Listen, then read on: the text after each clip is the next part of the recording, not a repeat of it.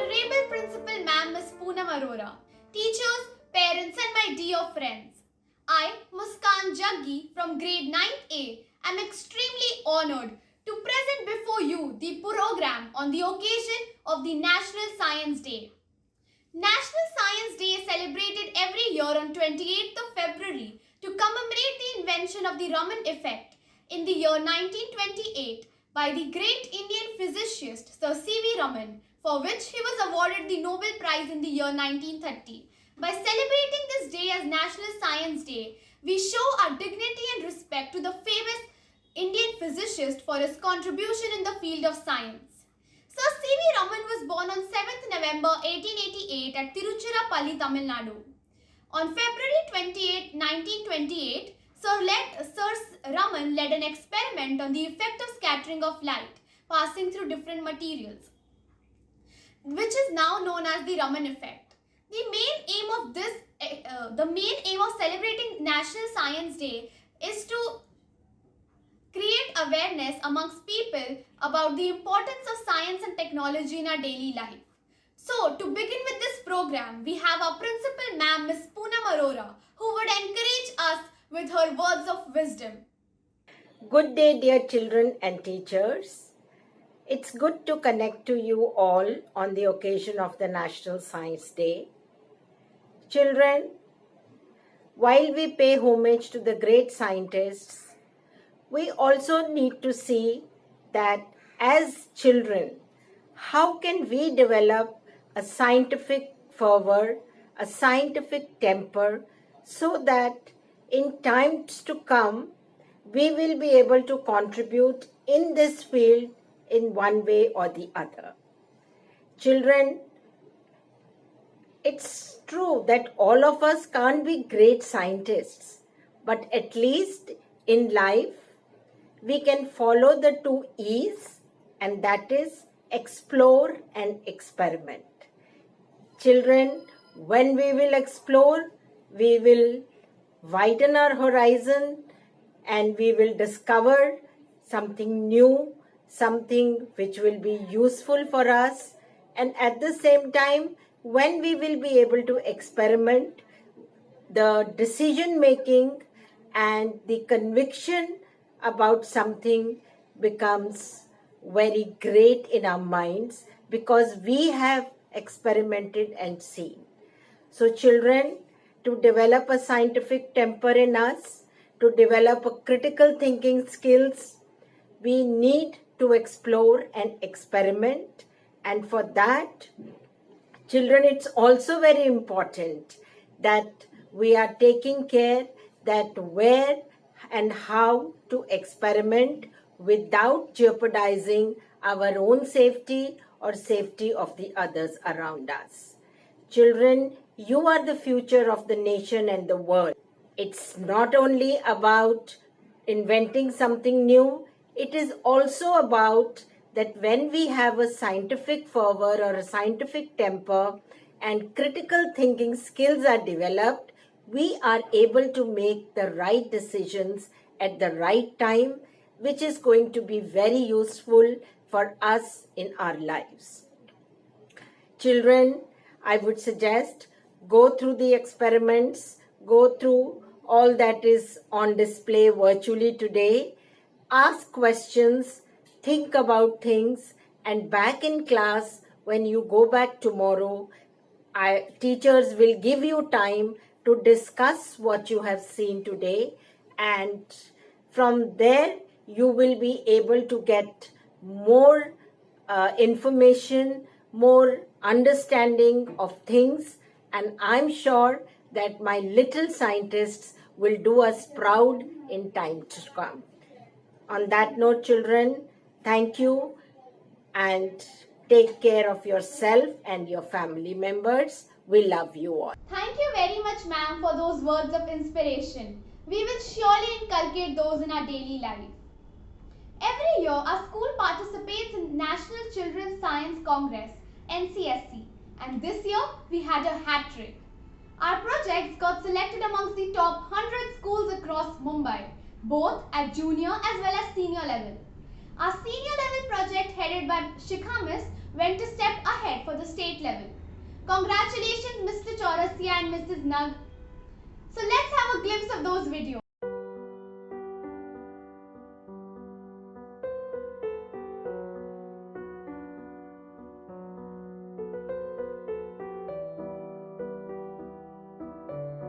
Our topic is comparative study and suggestions with innovative technologies for fishing.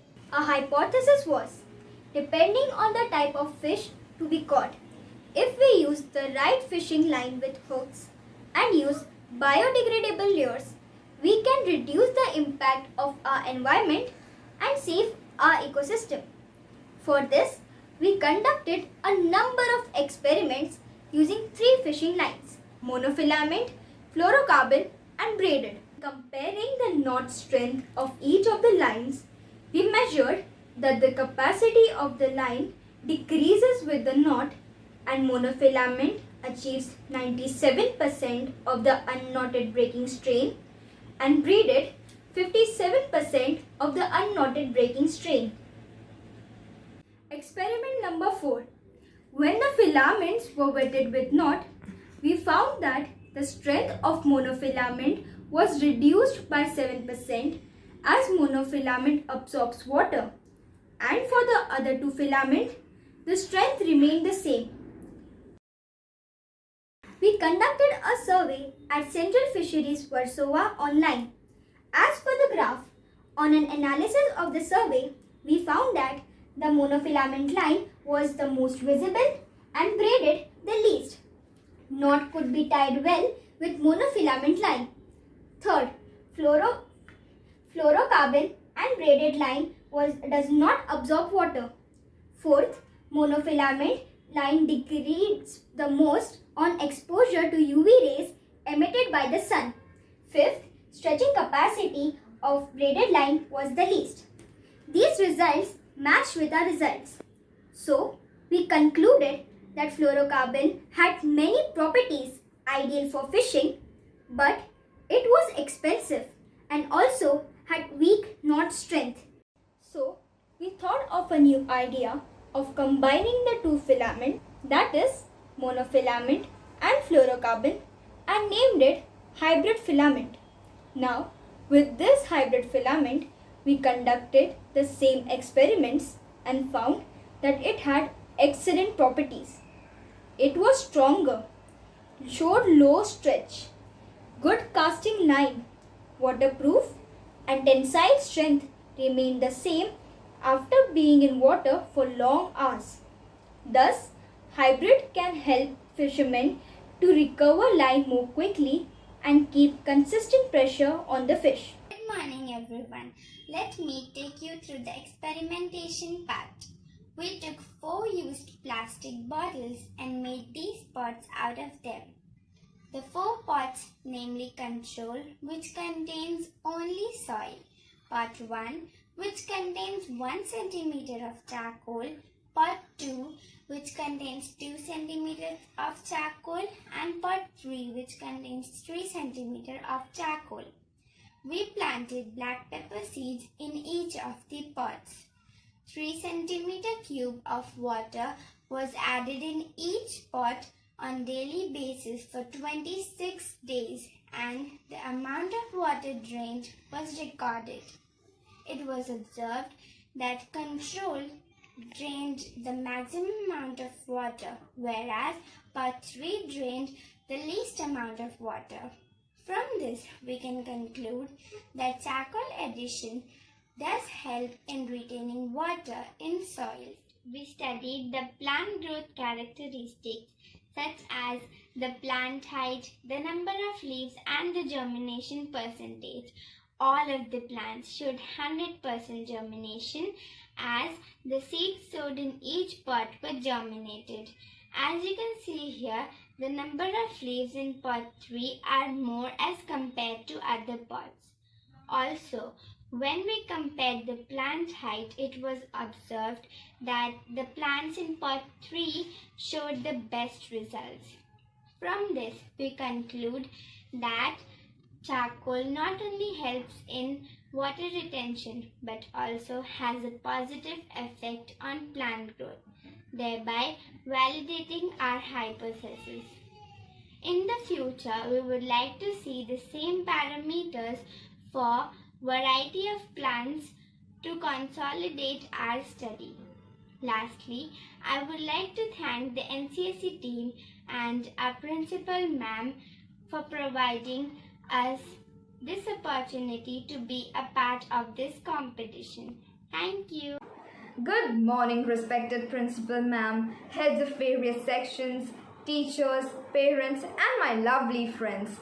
It gives me immense pleasure to welcome our distinguished chief guest, Mr. Umesh Kumar Rastagi, who is the head of the education section and the assistant director of Nehru Science Center, amidst us today, who has taken time off his busy schedule to grace our virtual science exhibition, Effervescence. We request Sir to address us with a few words which will motivate us to showcase our creativity and imaginative skills.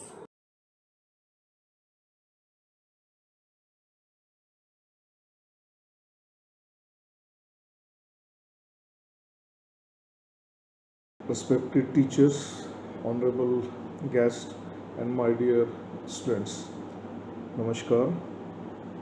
At the outset, greetings from Nehru Science Center, a place which perhaps all of you love to visit.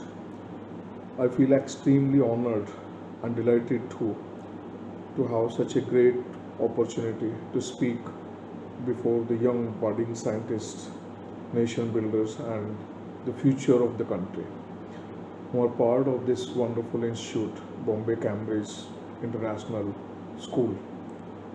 Most of you are already aware that India commemorates 28th February every year as National Science Day, and that's going on since 1987. This is to commemorate the famous discovery by Sir C.V. Raman, which is also known after his name as Raman effect.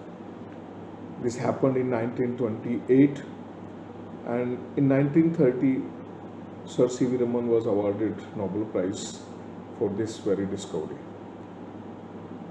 I'm not here to talk about much more on that because you can read a lot about all those things. But since my aim to speak to you all today is about to give you some lessons which we can draw from the life and works of Sir C.V. Raman.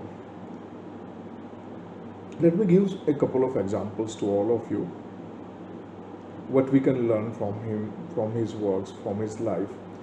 In fact, it is full of inspirations. Let me start with his confidence. Sir C.V. Raman, he had tremendous confidence. A couple of things I would like to mention here to elaborate that. Raman was very brilliant student, and he got almost all prizes where he was reading with distinction, gold medals. So he appeared for Financial Civil Services examination, and after examination there used to be an interview also, as normally it happens in IAS also. So when he appeared for the interview, in his own words, it is said that he declared that once he looked around and saw all the faces of the members of interview committee, he was sure that he will stood first, and he got the job. So that was the confidence he had. The second one is about the discovery which is related to this Nobel Prize discovery, and that was in 1928 when he declared on 28th February that Raman effect is there now. Immediately he booked the ticket that next one is Nobel Prize. So he was to attend the Nobel Prize ceremony, and this is quite amazing that it happened on 28th February 1928, and in 1930 he got the Nobel Prize. So So that was the amazing confidence he had. Second thing we can draw from his life is follow your passion. You know, we get a lot of pressure from parents, from relatives that do this, do that. Raman was brilliant. He had a very handsome salary for his job in financial civil services when he was working in Kolkata. But his passion was for physics. So during daytime he worked, and during morning and evening time, during the spare time, he used to follow his physics passion by working in a very reputed institute which is known as Indian Association for Cultivation of Science, which was on his way. So he worked there. He had, as I told, a very handsome salary. It was 450 rupees at that time in 1907. But then he left that and joined this institute to follow his passion of research in physics. And then rest is the history, you know, he succeeded, won the Nobel Prize. So never compromise. Whatever you want to do, follow your passion. Another one which we can draw from his life is never lose confidence. You know, as I told you, Raman was really brilliant, and he was supposed to go for higher studies, say in England, because he won the gold medal in MA with physics. But the problem was, to go to England for higher studies, they had to pass a medical examination. When he appeared, he was very thin and bony figure, you can say. So the medical examiner said, no, you cannot go there because the harsh climate of England, perhaps you will not be able to survive in that. So his application was rejected and he could not go for higher study. And that's why he joined this financial civil services, because there was no other option and not many options were available for doing the research in India at that time. So, but he never lost, and finally he joined that, and through that he got into the IACS and followed his passion in research. So that is another thing, that we should never lose confidence. It's said that whatever happens, it is perhaps for good, and in a way his rejection in medical examination was a boon in disguise for India, because he is the only Indian scientist who has been awarded Nobel Prize by a work or contribution in science which was done in India itself. There is another part which we should learn, that now, you know, we are all suffering from COVID-19 lockdown, and economics crisis is there. We are suffering, means fund crisis is there in schools, labs. But you know, the Sir C.V. Raman, he won the Nobel Prize by working on a instrument, a very crude, rudimentary type of instrument, whose cost was just 200 rupees or even less. So having a hi-fi lab or gazettery or gazettes, they are not very important. You should never forget that we have with us the most expensive and precious piece of equipment, and that's human mind. With this mind, we can do really wonders. We can solve many problems. You just need to look around and try to find out the problems. If there are problems, there will be solutions also. So I think with this, I would like to conclude my message to all of you with the very best wishes to enhance your scientific zeal and scientific skills. Okay? Have a very happy and scientific National Science Day. Thank you for giving me this opportunity to interact with you all. I would like to see all of you at Nehru Science Center whenever you get time and whenever you feel comfortable. Thank you very much. Science is one of the most important channels of knowledge. It plays a specific role as well as variety of functions for the benefit of our society, such as creating new knowledge, improving education, and increasing the quality of our lives. Science is well understood when it is done by the method of learning by doing. Let's try to understand different branches of science through some activities conducted by the budding scientists of BCG. To start with, we have Aditya Navre from 7th B who has explained the concept of electromagnets from physics in a simplified manner. Would you like to learn? Come on, let's see what he has to say. Hi everyone, myself Aditya Anandanavare from 7B. Today I am going to explain you all two topics which are electromagnet and magnetic field. Now let us start without wasting our time.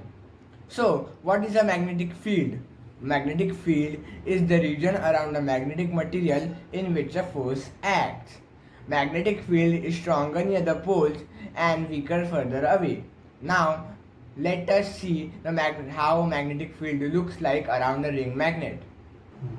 For this experiment, I am taking iron fillings, a ring magnet and a thin plastic sheet. First of all, I will place the ring magnet over a plane surface and then place the thin plastic sheet over the ring magnet. Finally, I will sprinkle some iron fillings over it.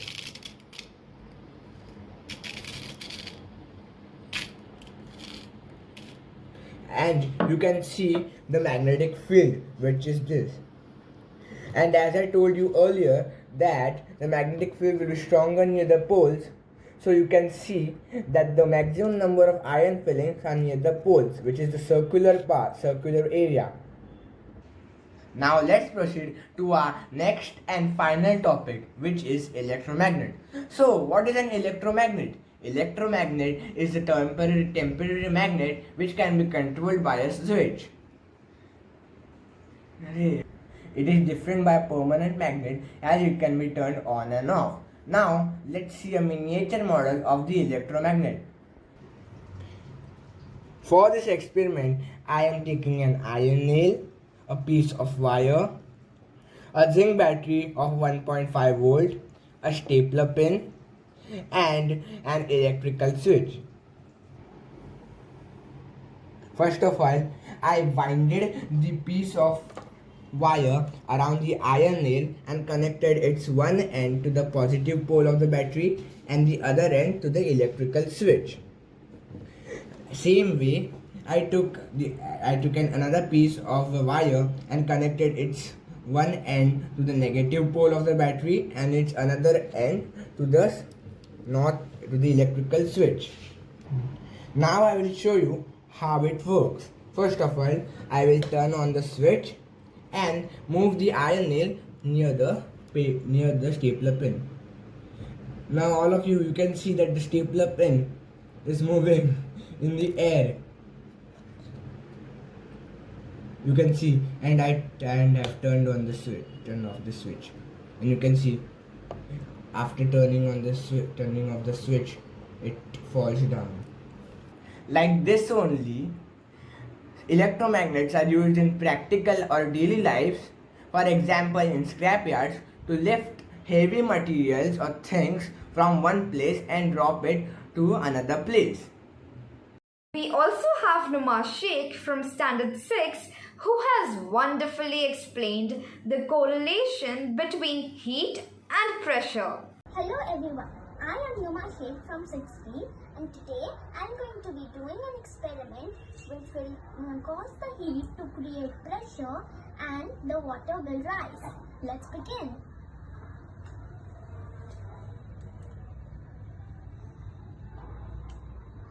The heat creates pressure causing the candles to rise. Thank you. Chemistry? Oh, what a mystery! Chemistry is present in our daily life, in food, in air, everywhere. Here we have Aisha Khandwani from Standard 8 presenting the mysteries of chemistry in everyday life. Good morning everyone, I am Aisha Khandwani from Mummy Chemist School, Standard 8. Today I am going to do the experiment on citric acid and baking soda. Let's begin. Here I have one empty glass, baking soda and vinegar. Now I am going to mix baking soda and vinegar together and let's see what happens.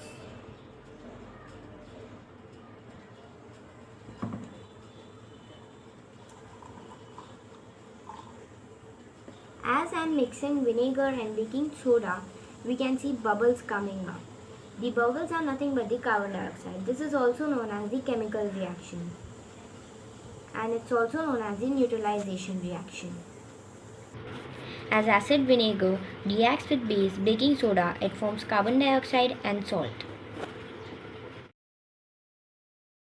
Oh, what is biology? Well, it is the study of living things. What is the function of this flower? Just to attract insects for pollination or something else? Here we have Pragati Miss, who has beautifully explained the various parts of the flower along with its functions. Okay students, so let us study the parts of a hibiscus flower. As you all can see, this is a hibiscus flower.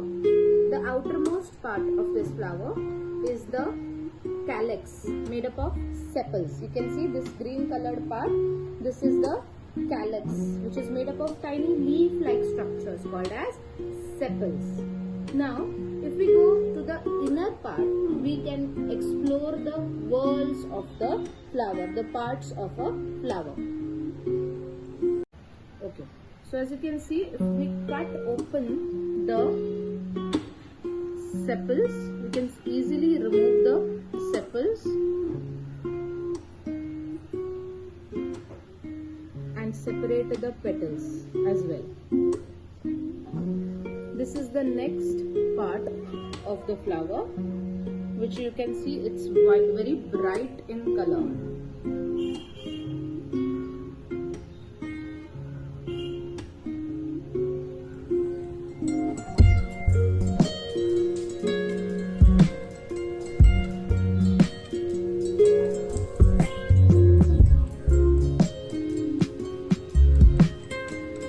With a delicate hand, I'm simply removing the petals of the flower. All you observe are the various petals of a single flower. These petals are attractive, brightly colored. Okay, now when we cut open the next part, you can see this next part, which is the male reproductive organ, the stamen. Here we have one more branch of science, the earth science.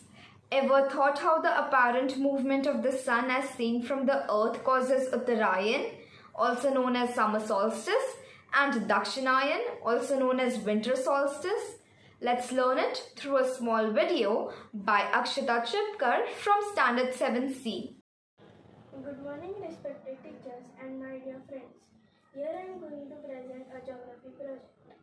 Perihelion and aphelion positions of the Earth. The path of the revolution of the Earth around the Sun is elliptical. As you can see here, the Earth is moving in an elliptical orbit. The Sun is at one of the two centers of the ellipse. The Sun does not change its position. As the Earth moves in an ellipse, its distance from the Sun does not remain the same.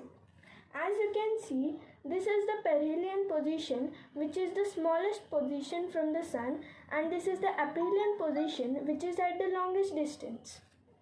It is at its minimum distance in the first week of January. This is called the perihelion position of the Earth. This is the perihelion position. It is about 147 million kilometers from the Sun. The southern hemisphere in winter and Dakshinayan, northern hemisphere in winter. In this position, the southern end of its axis is towards the Sun. As against this, in the first week of July, the Earth is at the farthest point from the Sun. This is called the aphelion position. As you can see at this other side, the Earth is at the longest distance from the Sun. It is about 152 million kilometers. And the southern hemisphere summer and the northern hemisphere summer, which is Uttarayan, in July. In this position, the Earth end of the axis is towards the Sun. This is how a normal student would see a heart, and this is how a science student would see a heart. Does it look complicated to you? I'm sure you won't feel so after watching this video by Nusrat Khan from grade 7B. Good morning everyone, I'm Nusrat Khan from 7B and today I'm going to talk about circulatory system. What is a circulatory system?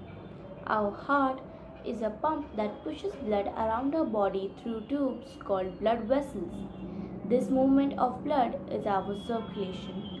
Our heart, blood and blood vessels form our circulatory system. The deoxygenated blood comes into the right atrium from our body, which moves into the right ventricle and is pushed into the pulmonary arteries in the lungs.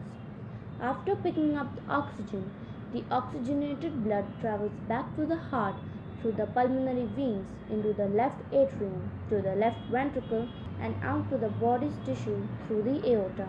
We humans have a double circulatory system. In a double circulatory system, our heart pumps blood around two circuits. One circuit supplies to the lungs and the other supplies to the rest of the body. And that's all for our circulatory system. Thank you. Have you ever wondered how substances move in and out of a cell? Any guesses? Yeah, right. It is done by a process called osmosis. Here we have Razia Fatima Kariwal from Standard 8 who has explained this concept through a wonderful activity. Let's see how. Good morning. I'm Razia Fatima Ahmedabad Kariwala from 8th In. Today I am going to show you an experiment on osmosis. There are three types. First is isotonic, second is hypotonic and third is hypertonic. So we need some apparatus. So the first apparatus is we need 3 bowls, some piece of potatoes, amount of salt and some amount of water. So the first step is we need to pour equal amount of water in 3 bowls.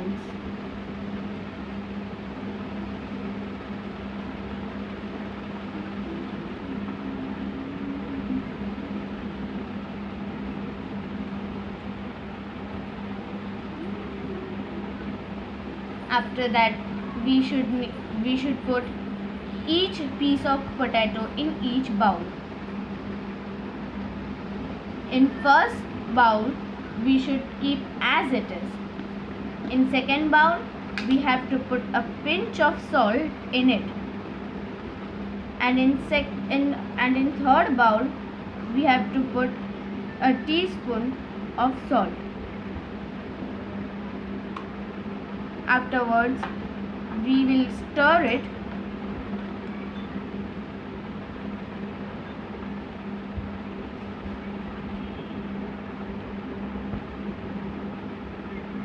and we will keep it as it is for 1 or 2 hours. So after 2 hours, we can see that in first bowl the potato is as it is was, and in second bowl the potato has increased and water level has decreased, and in third bowl the potato has decreased in size and the water level has decreased. So in the first bowl this process is known as isotonic, in which the water inside the cell and outside the cell are equal.